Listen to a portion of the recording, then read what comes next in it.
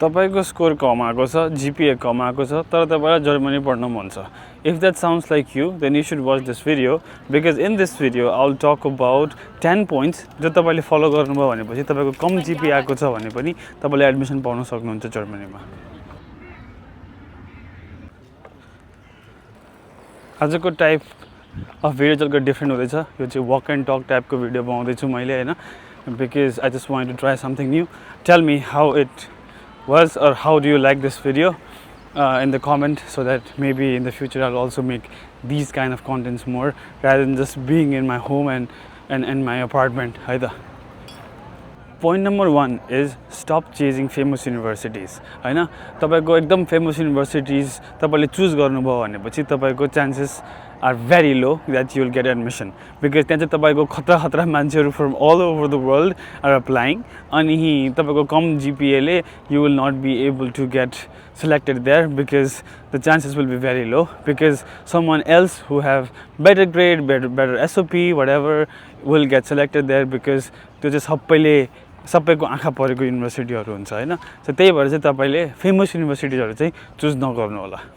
Second point भनेको चाहिँ तपाईले ओपन एडमिसन भएको युनिभर्सिटीहरु चुज गर्नुस् हैन. ओपन एडमिसन भएको युनिभर्सिटी भनेको कस्तो खालको युनिभर्सिटी हो भन्दाखेरि जहाँ चाहिँ रेस्ट्रिक्सन्स कम हुन्छ के हैन. तपाईको रिक्वायरमेन्ट पुग्छ, तपाईको GPA मा तपाई एलिजिबल हुनुहुन्छ, तपाईको ल्याङ्ग्वेज रिक्वायरमेन्ट पुग्छ भनेपछि धेरैले अप्लाई गरेछ भने पनि धेरैले एडमिसन पाउँछ के हैन. रेस्ट्रिक्टेड युनिभर्सिटीजहरुमा चाहिँ तपाईको त्यस्तो हुँदैन. रेस्ट्रिक्टेड युनिभर्सिटीजहरुमा चाहिँ तपाईको कम एडमिसन लिइराको हुन्छ, कम मान्छेको एडमिसन लिइराको हुन्छ भनेपछि चाहिँ ओपन एडमिसन भएको युनिभर्सिटीजहरुको चाहिँ तपाईको धेरै एडमिसन लिइराको हुन्छ. सो तपाईले अप्लाई गर्दाखेरि युनिभर्सिटीको पोर्टलमा हेर्नु होला, त्यहाँ रेस्ट्रिक्टेड लेखेको छ कि ओपन एडमिसन लेखेको छ हैन. ओपन एडमिसन लेखेको छ भनेपछि तपाईले त्यसलाई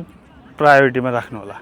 अर्को पोइन्ट भनेको चाहिँ तपाईले स्मलर सिटीलाई टार्गेट गर्नुस्. Big city like Berlin, Munich, Hamburg, Frankfurt मा चाहिँ सबैको आँखा परेको हुन्छ कि हैन. र सबैले त्यहाँ एडमिसन लिन खोजिरहेको हुन्छन्. सो तपाईले चाहिँ के गर्नु पर्यो भन्दाखेरि स्मलर सिटीहरु, स्मलर ठाउँमा भएको, गाउँमा भएको या गाउँभन्दा पनि सानो ठाउँमा भएको युनिभर्सिटीहरु तपाईले चुज गर्नुभयो भनेपछि त्यहाँ धेरैले सोचेको हुँदैन कि त्यहाँ एडमिसन लिन्छु भनेर, र त्यहाँ तपाईको चान्सेसहरु हाई हुन जान्छ हैन. तपाईले एकदमै ठुलठुलो सिटीमा भएको ठाउँमा गर्नुभयो भनेपछि चाहिँ तपाईको के हुन्छ भन्दाखेरि सबैले त्यहाँ अप्लाई गरिरहेको हुन्छ र तपाईको चान्स विथ लो GPA कम हुन्छ. अर्को पोइन्ट भनेको चाहिँ तपाईको युनि असिस्टलाई अभोइड गर्नु होला. युनि असिस्ट भनेको के हो भन्दाखेरि एउटा पोर्टल हो जो थ्रु चाहिँ तपाईले अप्लाई गर्न सक्नुहुन्छ युनिभर्सिटीमा हैन. युनिभर्सिटीमा अप्लाई गर्दाखेरि तपाईले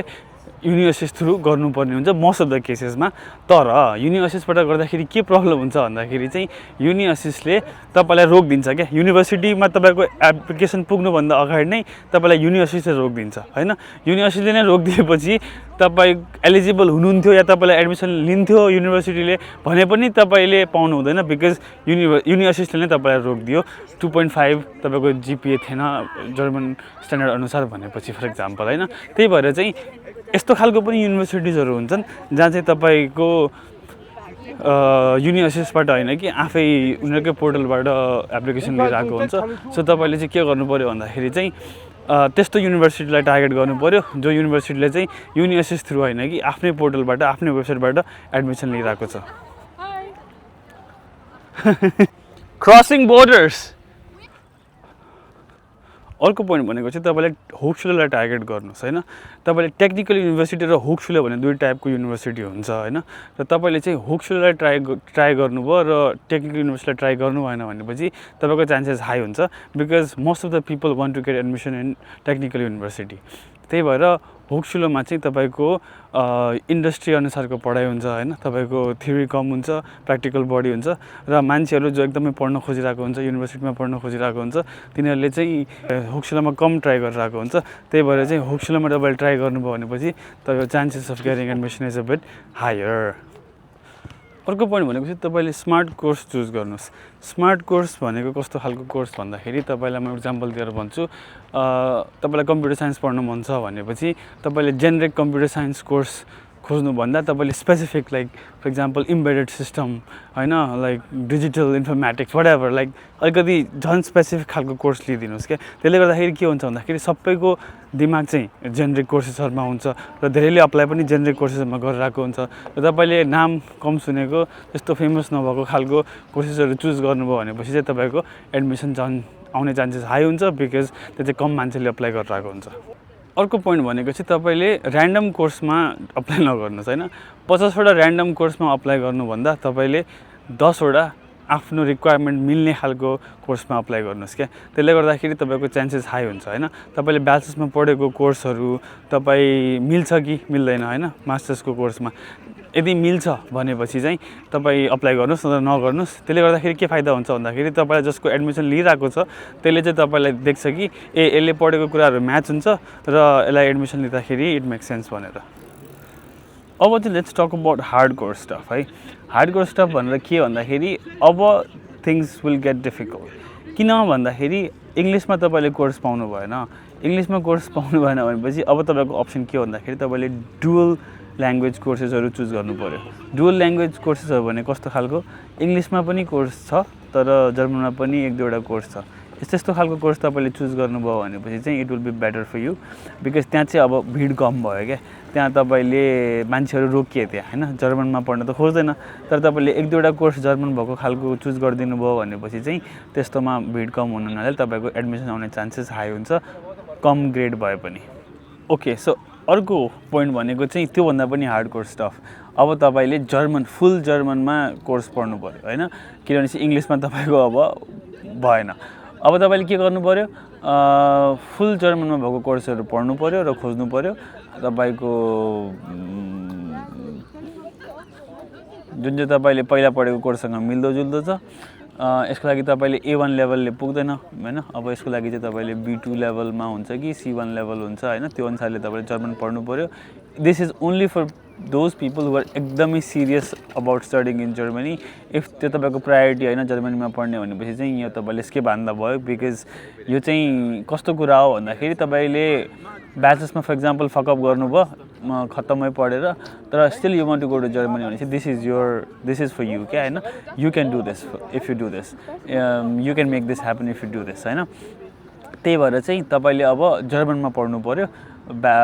नेक्स्ट कोर्स त्यसको लागि तपाईँले जर्मन राम्रोसँग पढ्नु पऱ्यो र तपाईँले पब्लिक युनिभर्सिटीमा आउनुभएपछि तपाईँले फ्रीमा पढ्न त पाइहाल्नुहुन्छ okay let's talk about final point which is the most important point यो पोइन्ट भनेको के भन्दाखेरि तपाईँको कम्पेन्सेसन फर यर ग्रेड होइन कम्पेन्सेसन फर यर ग्रेड भनेको तपाईँले कम ग्रेड लिएर आउनुभयो भने पनि युनिभर्सिटीले तपाईँले ग्रेड मात्र हेरेर एडमिसन दिने होइन क्या युनिभर्सिटीले तपाईँको ओभरअल प्रोफाइल हेरेर एडमिसन दिने हो ओभरअल प्रोफाइल भनेको चाहिँ के हो भन्दाखेरि तपाईँको एसओपी कस्तो छ तपाईँको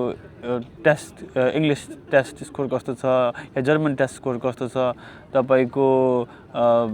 पहिला गरेको जब एक्सपिरियन्स कस्तो छ इन्टर्नसिपको काम कस्तो छ प्रोजेक्ट्सहरू कस्तो छ यो सबै तपाईँको बवाल बनाइदिनु भयो तपाईँले बवाल लेटर बनाइदिनु भयो जसमा चाहिँ you are genuinely describing that the work that you did actually is relevant for the next study that you want to do in Germany भनेपछि they will take you है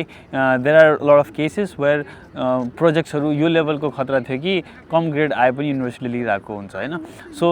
यो चाहिँ तपाईँको लागि एउटा मेजर पोइन्ट हुनसक्छ इङ्ग्लिसमै पढ्ने हो भनेपछि चाहिँ तपाईँले खतरा एक्स्ट्रा प्रोफाइल बनाइदिनुहोस् एसओपी यस्तो लेखिदिनुहोस् कि त्यो पढ्ने मान्छेले चाहिँ यो मान्छे त genuinely wants to study in this university जस्तो फिल भइदियोस् होइन र तपाईँको प्रोजेक्ट्सहरू कामहरू इन्टर्नसिपहरू पनि यो लेभलको देखाइदिनुहोस् कि actually this guy deserves studying here पढाइ अलिकति ठिकै आयो स्कोर तर that doesn't define him or her भने जस्तो होइन सो यो चाहिँ एउटा मेजर पोइन्ट हो if you do this then you will be able to get admission in Germany very likely in public universities hai ta so this is all for this time I hope you can follow these points and get admission in Germany hai so until then see you next time bye bye